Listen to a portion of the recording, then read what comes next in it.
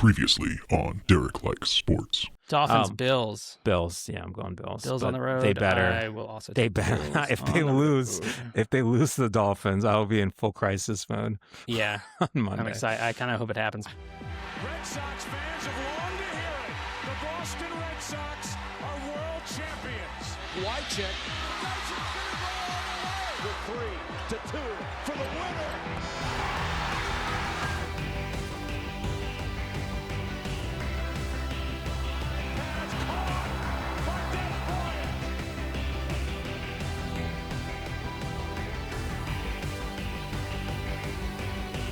Hello and welcome back to Derek Likes Sports. And today I have a very special episode because we finally get some alone time.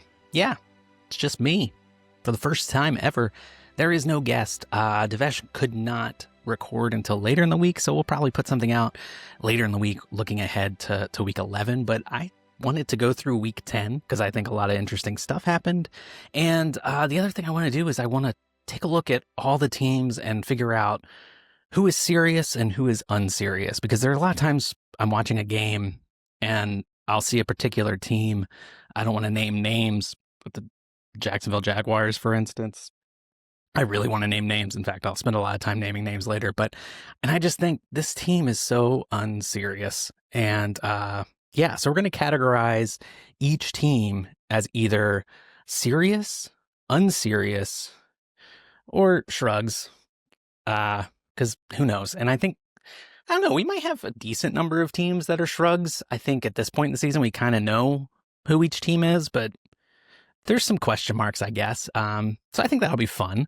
So let's dive right in. Since I have no one here to banter with, it's just me and you can't respond.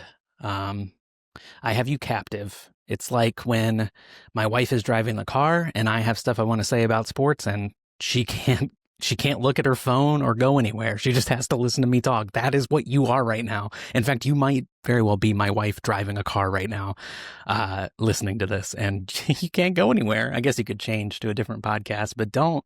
All right. So the week started with this barn burner between the Broncos and the Raiders. And this was not a good game. And I don't know if it was because the weather was bad or what. It was very windy in Denver, windy and cold, but it was just an ugly football game. Neither team seemed like they wanted to score. The Raiders had a chance to tie it late, and I don't think anybody in the world thought that was actually going to happen. But the Broncos find themselves in a pretty impressive win streak. I wanted to find out, how this win streak ranks for them all time. So I, did what you do. I Googled it, and the Google AI overview provided me with this answer. It said the Denver Broncos are on a 7-game win streak, which is tied with the 2021 Packers and the 1973 Dolphins for the most consecutive wins in the NFL since 1935. The team also has a 10-game home winning streak, which is the longest active one in the NFL. So I read this, and it made me really sad and really scared because this is just so not true. This is not the longest winning streak since 1935. I don't know why AI is saying this. I don't know what the point of this AI overview is. It's the top of the Google result when I'm Googling something about, a pretty simple question. I literally just Googled like, what is the current Broncos win streak? And this is what it came up with. So that's, take that with a grain of salt. Don't just buy whatever that says, because the Denver Broncos have had longer win streaks. So I don't know. That just kind of was annoying to me. But it is their longest win streak since 2015, and that year they won the Super Bowl. So that is to say, it's an impressive win streak for the Broncos. They started 1-2. They've won 7 in a row. Their last loss would have been, I guess, against the Chargers, I want to say. So their losses, they lost the game to the Colts that they really shouldn't have lost. So, 8-2, pretty good for the Broncos. 5-0 at home. A lot of people think they might be a fraudulent team, and I tend to kind of land on that side. So these two teams, Raiders, Broncos, serious, unserious. Raiders are just the very definition of unserious to me. They are and which is sad because I think with Pete Carroll coming in, I kind of thought maybe they would make themselves kind of a professional football team, and they haven't done that this year. I even picked them to go to the playoffs. That's not happening. They're a great first addition to the unserious section. The Broncos, I think we have to call them serious. They made the playoffs last year, and they seem on track for that this year. They're first place in their division. They have a huge game this week against the Chiefs. I think if they're able to beat the Chiefs, that will kind of put to bed some of the fraud talk, but I don't think that's going to happen. But I still would put them in the serious category. They play like a team that expects to win, and whether or not that happens, is another thing. All right, so then we had the Berlin game that went to overtime. The Berlin, so Germany, the last two games in Germany, I think, have gone to overtime. Last year was the Giants and the Panthers, which was not as good of a matchup as this, but they got two overtime games, which is pretty cool. This game had some exciting moments for sure.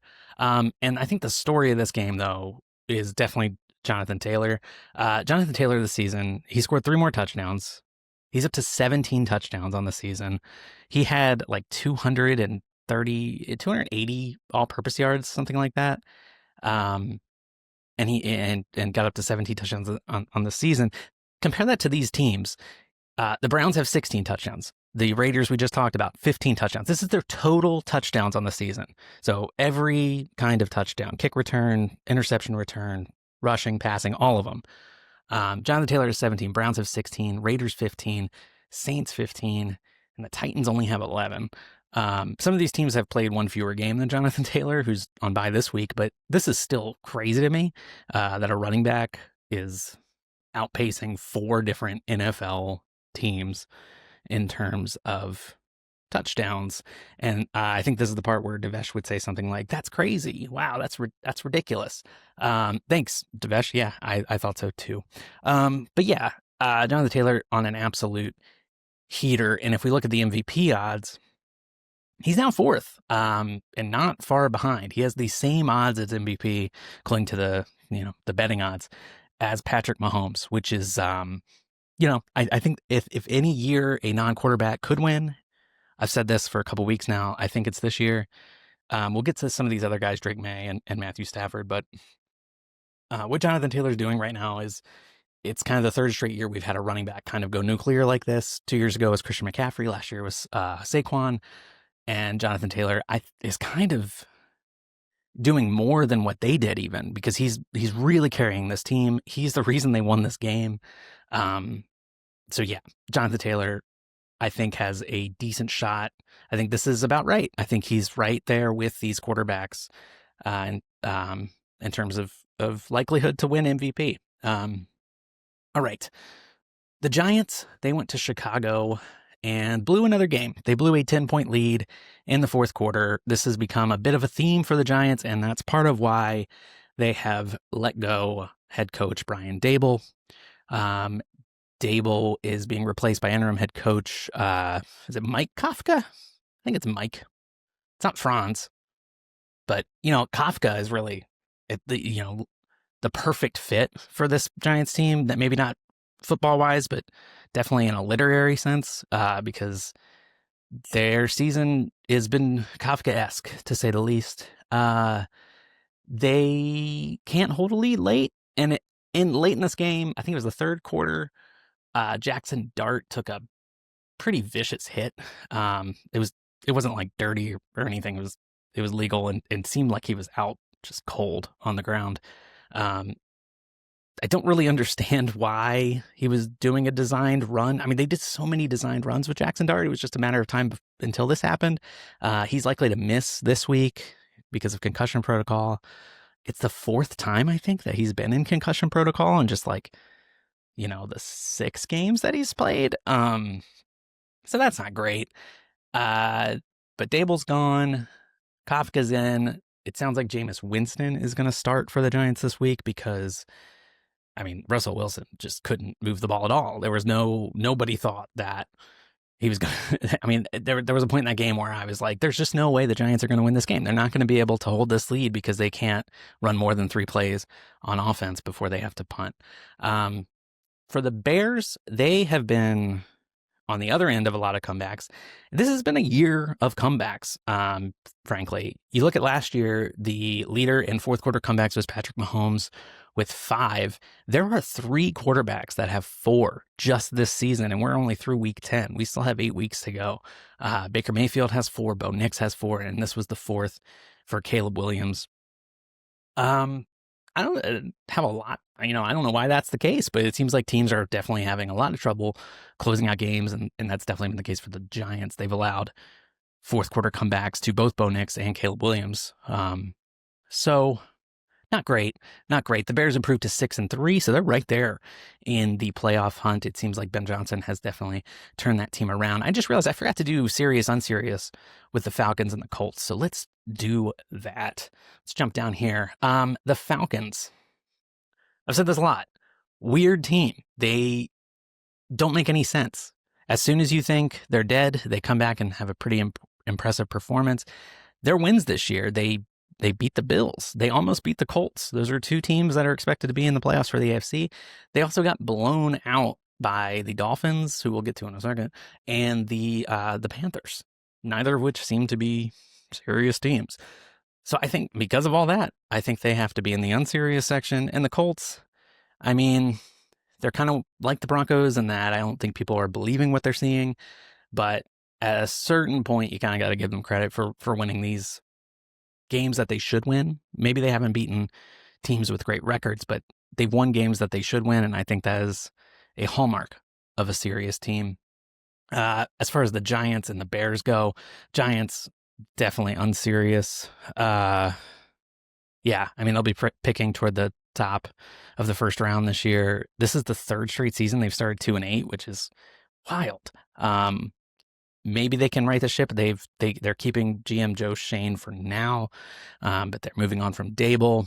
They have a good young core, both on defense and offense. I think there's a lot of potential there. I think this is a very attractive head coaching job, but come on, they're an unserious team. They can't hold a 10-point lead in the fourth quarter. And the other team, who's the other team? The Bears. They're the definition of a shrug to me. Until this year, definitely unserious, but they're kind of playing pretty well. Caleb Williams looks like he's playing pretty well, and he's on pace to be the first ever 4,000-yard passer for the Chicago Bears. So if he can keep that up, a little bit of history there. So I'll give them a shrug. If they're able to beat one of their division opponents and kind of really put their head in the division race, I mean, they're 2nd in the NFC North right now. So if they're able to do that, that's huge. We'll see if that happens. Buffalo, Miami. Yikes. I think this is the real reason Devesh couldn't record until later in the week, but don't tell him I said that. He did provide a statement, though. I'll show you that. I said you could write up a statement, and he just said the Bills stink, which I appreciate how succinct that is. Yeah, you can just hear that in his voice. So this was the first time in 1,141 days that the Dolphins beat the Bills. The last time was on September 25th, 2022. And I actually have a picture here. If you're watching the video portion, a picture here of my son, the last time the Dolphins beat the Bills. There he is laying on my legs. He's asleep. He has the pacifier in. My legs are there in case you want to see those. Good plug for the video portion of the podcast. And then here is a picture of my son this time when the Dolphins beat the Bills. And yeah, he looks totally different, totally grown up. Wild. Anyway, serious, unserious. I still think the Bills are serious. They're just really injured right now. I think if they can get healthy later in the season, I think they're still right there as a Super Bowl contender. The Dolphins have now won 2 in a row, and they looked dead when they played on Thursday night a couple weeks ago. Who was that against? Can't remember. But they looked like the Ravens, I think. They looked dead. They just absolutely looked like a team that was mailing it in, wasn't going to win another game, and they've come back really strong. They blew out the Falcons, and they've blown out the Bills. I mean, the final score of this game was 30-13. I don't think it was even that close. Like, they absolutely dominated this game. I'm going to put them in the shrug. I think they would have been unserious a couple weeks ago, but they maybe are turning things around. Maybe it's kind of the inverse of what they normally do. They got off to a really slow start this year and are maybe turning it around toward the end. Typically, they do the opposite. They get off to a hot start and then fall off. We'll see if it's for real. I kind of hope Mike McDaniels keeps his job, or Mike McDaniel. I don't think he will, but I don't know. It's kind of neat that they are showing some life. I think that's good. Anyway, I don't have a sip of water. You have to talk a lot more when it's just you. Yay! All right. Let's move on to Baltimore at Minnesota. The Ravens have won 3 in a row after their 1-5 start. Who could have seen that coming? They're right back in to the race in the AFC North. They're only a game behind the Steelers. The Vikings, oh man, 4-5. They're still not out of it, but if you take a look, this is the AFC North standings. The Ravens right there with the Steelers. By the time those two teams play for the first time, it's in like 4 weeks. The Ravens could be back in first place, which is crazy. No one would. I mean, I think everyone thought that would happen. Actually, they've never not been the betting favorite to win the AFC North. As far as JJ McCarthy goes, his off-target throw percentage in this game didn't have a single off-target throw in the first quarter, and then it got progressively worse, and that's kind of been the theme for him. He's played one good quarter, it seems like, in all of his games, or he's played, I think the Falcons game, I don't know that he played one good quarter. So if you can weather that, I think they're very beatable. So we'll see. It's still kind of too early to tell with him, but it's just so inconsistent, and you got to wonder what could have been had they just retained Sam Darnold. That's kind of the theme every time. I'm not saying that's fair to JJ McCarthy, but that's kind of what's in the back of everyone's mind every time JJ McCarthy plays. Ravens still a Super Bowl contender. I think they're back. I think they're starting to get healthy again. Vikings, kind of put them in the shrug. I mean, I don't really know what the expectations were this year. They won 14 games last year, I think. We're kind of right there, had a chance to be the 1 seed in the NFC. But I think this was always gonna be a transition year. Their defense looks like it's playing pretty well. Maybe they can run off some games and get into poke their head into the wild card contention. Maybe every team in the NFC North can be in contention. But they got to deal with all the teams in the NFC West also. So I don't know. I don't know what the rest of the season holds for the Vikings. They're kind of another one of those shrug teams for me. All right. Now these teams, here's a team, the Cleveland Browns and the New York Jets. The New York Jets quietly are now on a 2-game win streak. Those 2 wins sandwiched their bye week. So it's been 4 weeks since the Jets have lost a game. And I'm not sure they know what to do with their hands right now because of that. Here's the kind of elephant in the room. These are Justin Fields' passing numbers, and these are in reverse chronological order. So 54 yards this past week. He's had 4 games where he's had 54 or fewer yards. He had a 27, a 45, and a 46. And then here are Jonathan Taylor's rushing numbers. Jonathan Taylor had 244 rushing yards this past week. The same week where Justin Fields had 54 passing yards. I just think it's really funny to look at as a comparison. It's really apples and oranges, but there have been several weeks where Jonathan Taylor has outrushed Justin Fields' passing yards. So what's going to happen with Justin Fields? Will he continue being the starter if Tyrod Taylor gets healthy? That's something to watch. What is the Jets' plan at quarterback? Are they just going to use their first-round draft pick next year on one, like Fernando Mendoza out of Indiana? That's a big question. I don't know. And the Jets now have acquired, at the trade deadline, they acquired, I think, 3 first-round draft picks over the next 2 years. So they have 5 picks in the next 2 years. So clearly Justin Fields, I think we've seen enough, and we're 10 weeks into the season. I think we've seen enough where he's not going to be the surprise future of the quarterback position for the Jets, but they've won 2 in a row, and I think that's kind of cool. Aaron Glenn, get some good vibes going. I think he's doing a decent job with the team. I like him as a coach. Serious versus unserious. I mean, the Jets are never. I mean, neither of these teams are. There's nothing to really explain here. Everyone listening knows these are not serious teams. The Jets and the Browns. Yeah, I can just leave it at that. Patriots at the Buccaneers. 2 legitimate MVP candidates, a quarterback on these teams, and 2 legitimate Super Bowl contenders potentially. With the Patriots and the Bucs, Drake May is playing out of his mind. And if we go back over here, he's now in his 2nd year in the league. Through 10 weeks is the betting favorite to win MVP, which I think people were high on him. He had a lot of hype coming into the season. I'm not sure even the most rabid Patriots fans believe this could be a possibility. He's having an awesome year. And he has his team in first place. Buffalo losing puts them up, I think, a game and a half, plus they have 1 win over Buffalo. So it's kind of unfair. I mean, they had 2 decades of Tom Brady, and now they just get Drake May. Like I saw a conspiracy theory that, Tom Brady cloned his dog. So the technology exists. Could Drake May just be a clone of Tom Brady? I'm looking into it. I'm looking into it very powerfully.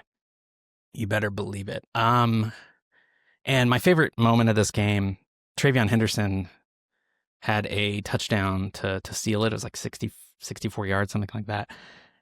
And he was far enough ahead of the entire defense that he was able to look back to the sideline and ask the coaching staff if it was cool if he scored.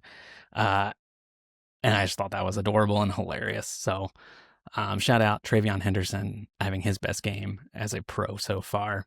But I think pretty easy to say both these teams are serious. I think if the Bucs can overcome a lot of their injury issues, I think they are a Super Bowl contender. They need to get Bucky Irving back. They need to get Chris Godwin back.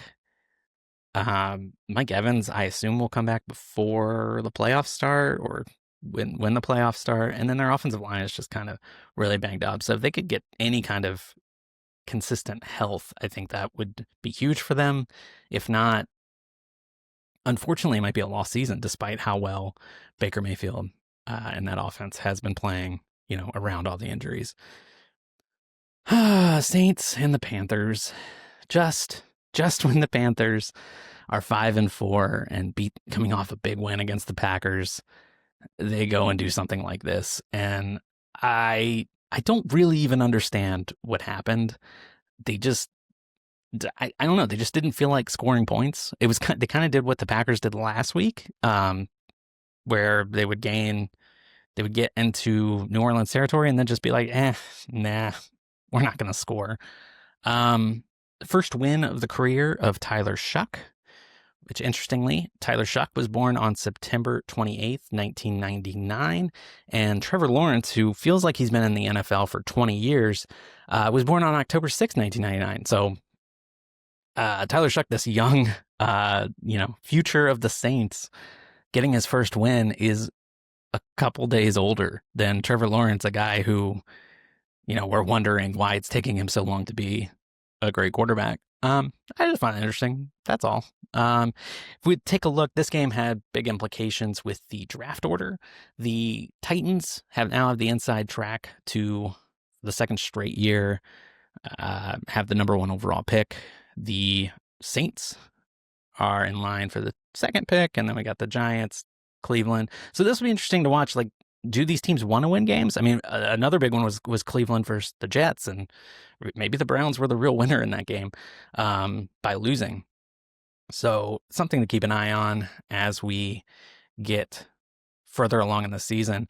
Atlanta, with their 4th straight loss, now hold the 10th overall pick. And if you remember, they traded their 1st round pick to the Rams. So the Rams, who I think a lot of people think, top 3 team in the NFC, might be in the Super Bowl this year and are currently holding a potential top 10 pick. Definitely definitely something to keep an eye on going forward. As far as I just got a notification that my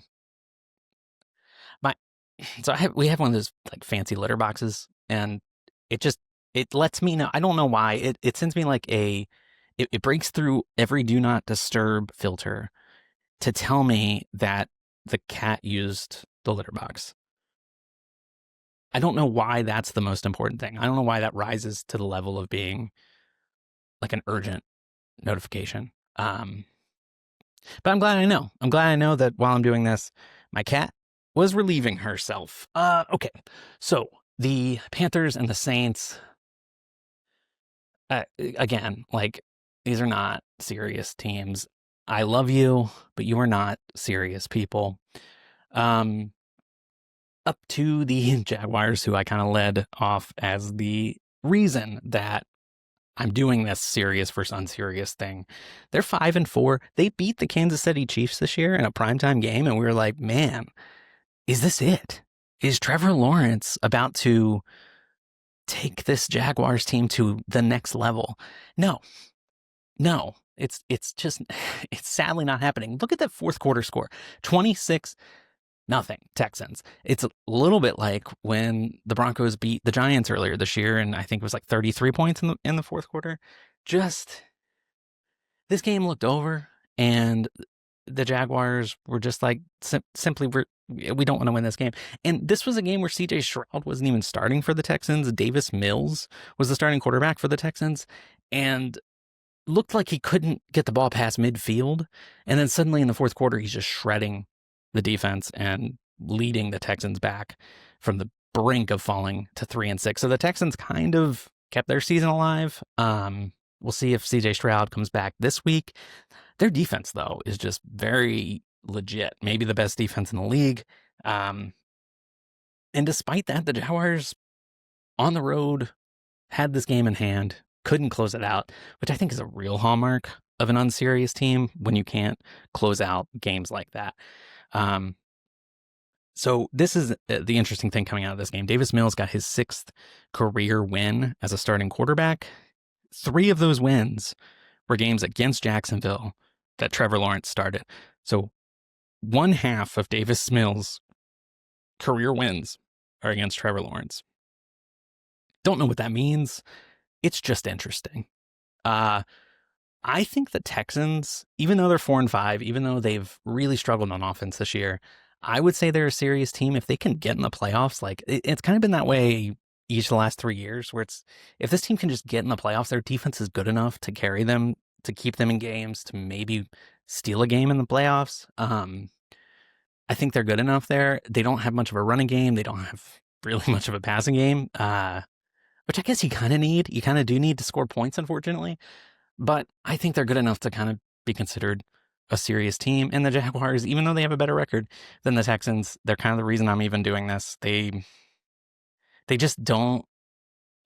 I don't know. I don't know what it is. Like they clearly are talented.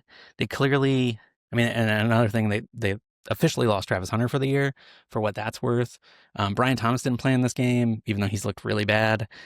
Parker Washington had 2 touchdowns. I think he's playing like he's clearly the best wide receiver there. I was looking at some advanced stats, and Trevor Lawrence has, of all quarterbacks in the NFL, he has the highest percentage of passes dropped by the intended receiver. I think it was like 10%. So like 1 in 10 passes of his are being dropped by a wide receiver.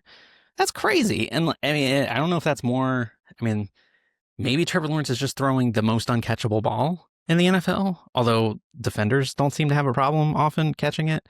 Sorry, I'm going really hard on the Jaguars here. They just, it's a team that you expect a lot of and disappoints you every week. Like, and all of that being said, they're 5-4, still very much alive. I mean, they have the same record as the Chiefs, and they beat the Chiefs, and yet the Chiefs, I believe, if we look at the Super Bowl odds, yeah, the 5-4 Chiefs that wouldn't be in the playoffs if the season ended today, they are the betting favorite for the Super Bowl.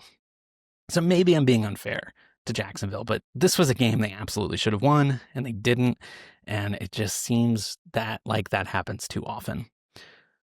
So, Now we got the Seahawks, who, I mean, the last 2 weeks, you blink and they're up by 3 touchdowns. This game started at 4:05, so we're still finishing up the 1 o'clock games. And like by the time those games ended and we got switched over to the Seahawks and the Cardinals, it was already over. First week with Jacoby Brissett starting while Kyler Murray's on IR, and it just did not go well for the Cardinals. They kind of got some stuff going late, but this game was never competitive. In Seattle, if you look, I mean, the last 4 weeks in the first half, they are outscoring teams 96-26. They look dominant. They look very good on offense, very efficient, and they seem to have one of the more dominant defensive teams in the league, good at all 3 levels. I think the Seahawks are perhaps I might put them number 1 in the NFC right now. They just seem better and more dominant.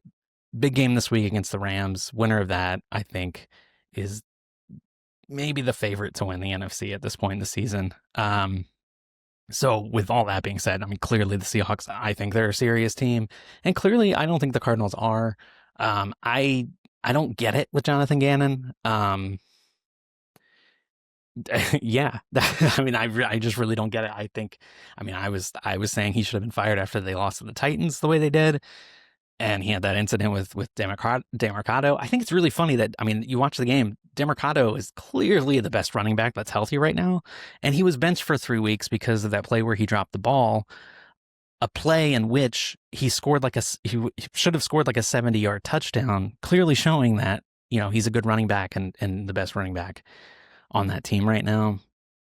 And it was almost like he was benched because, just as like a show of, I don't know, being in charge. I just don't get the Jonathan Gannon thing. I think they should probably clean house at the end of this year and just figure out what to do with this team going forward. They're going to have a decision to make with Kyler Murray. I mean, it's very weird. Like, it sounded like he was going to play, and then he didn't. And then he was put on IR, saying that would take like 6 weeks or whatever to fully recover from this injury. I don't know. Weird vibes with the Cardinals. Have they lost 6 in a row? Or no, they beat the Cowboys. That's right.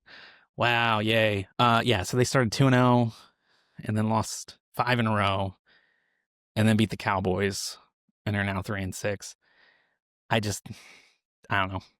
It's weird how these teams year in and year out are just, the Cardinals have kind of been this way my entire life, except for that one random year they made the Super Bowl with Kurt Warner. And it just, yeah, I don't know. I don't know why they're kind of locked into being that way. Anyway, I'll move on from that. We got the Rams and the 49ers. This is another game that wasn't really competitive. I think the 49ers are good enough when they're healthy to compete with the Rams and the Seahawks, and they just, I don't know. I don't know that they can ever be healthy. They seem, there are rumors that Levi's Stadium was built on like cursed ground of some sort. And that is why they are always injured. It seems like every year is the year from hell for them in terms of injuries, which it's difficult.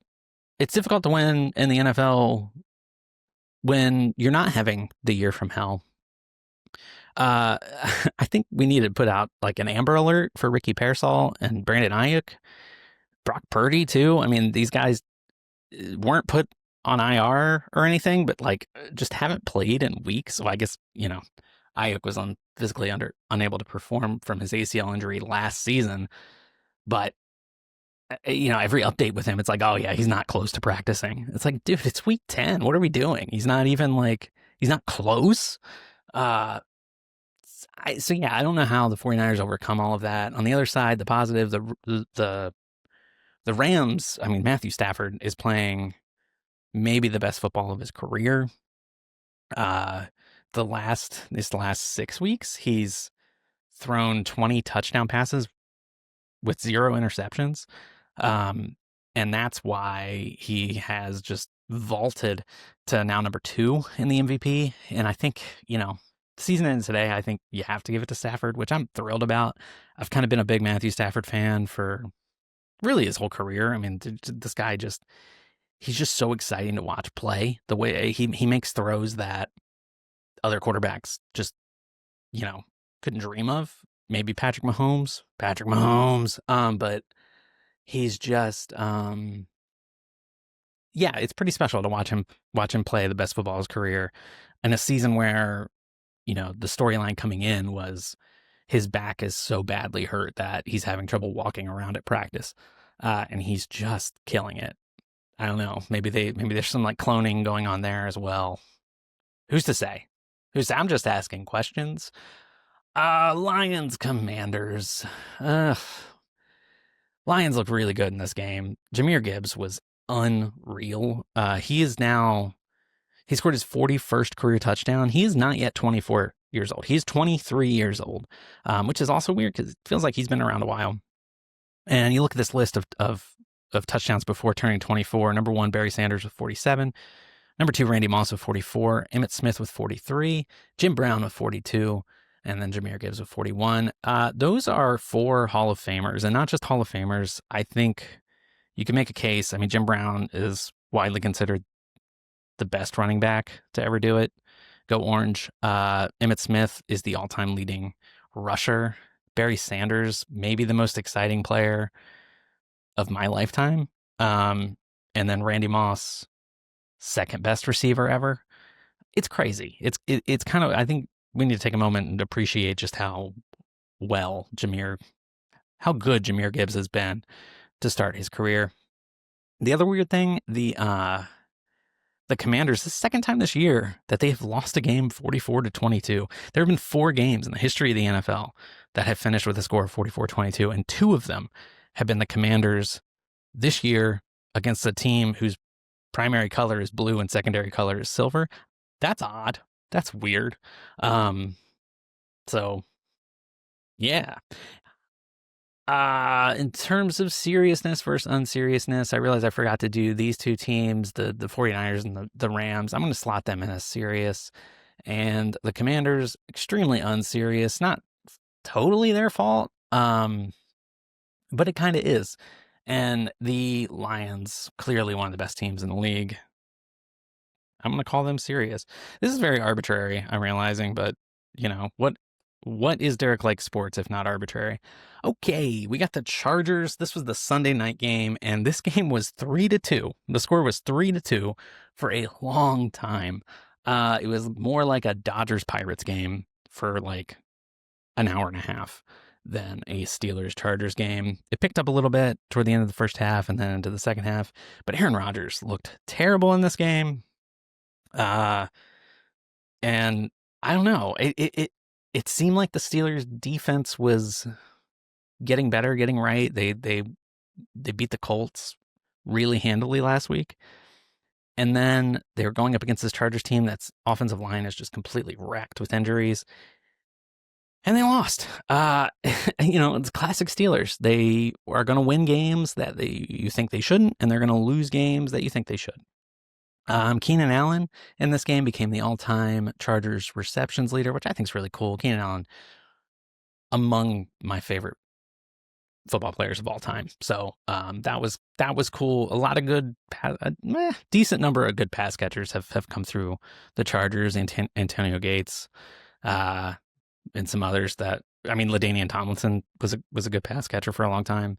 And but Keenan Allen, number 1 for them. So congrats, Keenan.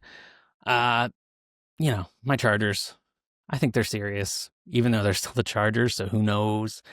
And the Steelers, I think they're a shrug team because you just, week to week, it's you don't know what you're going to get from them, and you kind of just know they're going to finish 9-8 and probably sneak in as the 7th seed in the AFC. They have a 1-game lead in the division. It's just, I can't remember a year where a team that was 1-5 was still the division favorite, like the Ravens were in the AFC North. And I think that is both a testament to the Ravens and also the Steelers and the lack of belief that they are going to put together enough wins to hold them off. So I don't know, week to week, that's kind of the case with all 4 of these teams. You just don't know what to expect, which is a problem. And then the last game of the week was trash. The Eagles and the Packers. I kind of semi-jokingly, but also not really at all jokingly, was referring to this as the fraud bowl going in, because I just don't believe in either of these two teams in the NFC. I think the class of the NFC is all in the West with the Seahawks and the Rams.